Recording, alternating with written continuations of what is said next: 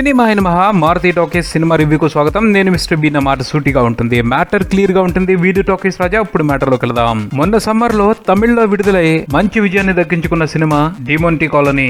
వైవిధ్యమైన హర్రర్ సినిమాగా తమిళ ప్రేక్షకుల్ని ఆకట్టుకున్న ఈ సినిమా విమర్శకుల ప్రశంసలు అందుకుంది. కమర్షియల్ గా కూడాను మంచి విజయాన్ని సాధించింది. తమిళ నుంచి తెలుగులోకి ఇంపోర్ట్ అవుతున్న హర్రర్ సినిమాలకి తెలుగు ప్రేక్షకుల్లో కొంచెం క్రేజ్ ఉందని నిరూపించాయి పిజ్జా, పిశాచి లాంటి సినిమాలు. ఆ సంగతిని బేస్ చేసుకునే ఇప్పుడు డిమోంటీ కాలనీని కూడా తెలుగులోకి డబ్ చేసి తెలుగు ప్రేక్షకుల ముందుకు తీసుకొస్తున్నారు నిర్మాత సి కళ్యాణ్. మరి ఈ సినిమా తెలుగు ప్రేక్షకుల్ని ఏ విధంగా అలరించే అవకాశం ఉందో మన సమీక్షలో చూద్దాం. సినిమా కథ విషయానికి వస్తే ఓ నలుగురు ఫ్రెండ్స్ ఉన్నారు. వాళ్ళందరూ రకరకాల పనులు చేస్తూ ఉంటారు, కానీ ఒకే రూమ్ లో ఉంటూ ఉంటారు. నలుగురు కూడా మిడిల్ క్లాస్ బ్యాచులర్స్. వాళ్ళల్లో రాఘవ సినిమా దర్శకుడు కావాలని కలలు కంటూ ఉంటాడు. సాజిద్ ఒక అమాయకమైన ఎలక్ట్రీషియన్. విమల్ ఒక గ్రాఫిక్ డిజైనర్. నాలుగవడు శ్రీనివాస్. ఈ సీన్ బాబు ఓ గమ్మత్తైన పని చేస్తూ పబ్బం గడుపుకుంటూ ఉంటాడు. ఓవరాల్ గా ఈ నలుగురికి ఫైనాన్షియల్ ప్రాబ్లం ఉంది. ఓ రోజు నలుగురు కూర్చుని సరదాగా ముందు కొట్టిన తర్వాత పంతాలకు పోయి డిమోంటీ కాలనీలో ఉన్న పాత బంగ్లాకి వెళ్లాలని నిర్ణయించుకుంటారు. ఆ బంగ్లాలో దెయ్యాలు భూతాలు ఉన్నాయని బయట ప్రచారం ఉంది. దాని లోపలికి వెళ్ళిన వాళ్ళు ఎవరో కూడా బతికి బయటకు వచ్చినట్టు దాఖలాలు లేవని కూడా చెప్పున్నారు. అయినా వీళ్ళు పట్టించుకోలేదు. సరదాగా తిరిగారు. కొన్ని బ్యాడ్ ఎక్స్పీరియన్సెస్ అయ్యాయి. ఏదో మొత్తానికి బయటపడ్డారు. ఇంకా అయిపోయిందిలే అనుకున్నారు. కానీ కాల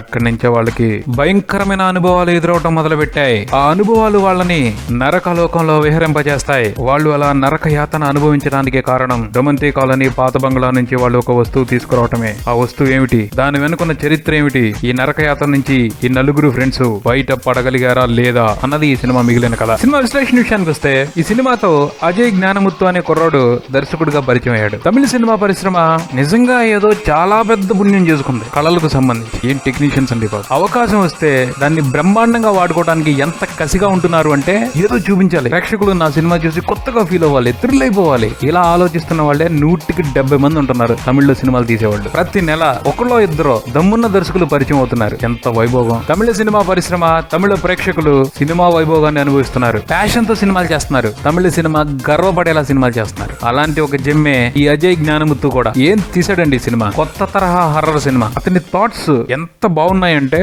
మామూలుగా కాదు, బీభత్సంగా డిస్టర్బ్ చేస్తాయి. మెచ్చుకోకుండా ఉండడం చాలా కష్టం. చాలా బాగా కథను రాసుకున్నాడు. స్క్రీన్ ప్లే ని ఎంత బాగా డిజైన్ చేసుకున్నాడు అంటే సింప్లీ అదూర్స్. ఓ సింగిల్ రూమ్ లో 60% సినిమా నడిపించాడు. ఎక్కడ బోర్ అనిపించదు. టెన్షన్ పడుతూనే ఉంటాం. సీట్ ఎడ్జ్ మీద కూర్చుంటారు థియేటర్ లో. అసలు సినిమాని ఎంత బాగా చెప్పాడు అంటే కాసేపు మనకు అర్థమవుతున్నట్టే ఉంటది, మనకు తెలిసినట్టే నడుస్తున్నట్టు ఉంటది కదా. తర్వాత కాసేపటికి సినిమా చూస్తున్న వాళ్ళ అటెన్షన్ ని కంప్లీట్ గా తీసేసుకుంటాడు. ఆ తర్వాత ఒక రూట్ చూపిస్తాడు, ఇలా వెళ్తుంది కదా అంటాడు. కానీ అట్లా తీసుకెళ్ళాడు, వేరే రూట్ వైపు నుంచి తీసుకొచ్చి థ్రిల్ చేసి పారేస్తాడు. వీటికి తోడు బ్రహ్మాండమైన ట్విస్ట్లు. ఉక్కిరి బిక్కిరి అయిపోతాం. ఆ ఎక్స్పీరియన్స్ ఇలా ఉంటుంది అలా ఉంటుంది అని చెప్తుంటే పెద్ద ఇంపాక్ట్ ఉండదు. సినిమా చూస్తున్నప్పుడు జనరేట్ అవుతుంది చూడండి, దాని మజానే వేరు. థ్రిల్లింగ్ ఎక్స్పీరియన్స్ ని అనుభవిస్తారు. అది మిమ్మల్ని అంత తొందరగా వదిలిపెట్టదు. ఈ సినిమాకి సంబంధించిన చాలా విశేషాలని ఇంకా పంచుకోవాలనే ఉంది, కానీ ఫ్లో లో సినిమాలో ఉన్న సస్పెన్స్ లన్నీ బయట పెట్టేస్తే చూసే వాళ్ళకి ఆ థ్రిల్ మిస్ అవుద్ది. అందుకోసం ఎక్కువ చెప్పట్లేదు. సాంకేతికంగా అన్ని విభాగాలు ఉత్తమ పనితనాన్ని కనబరిచాయి. దర్శకుడు అజయ్ అన్ని విభాగాల నుంచి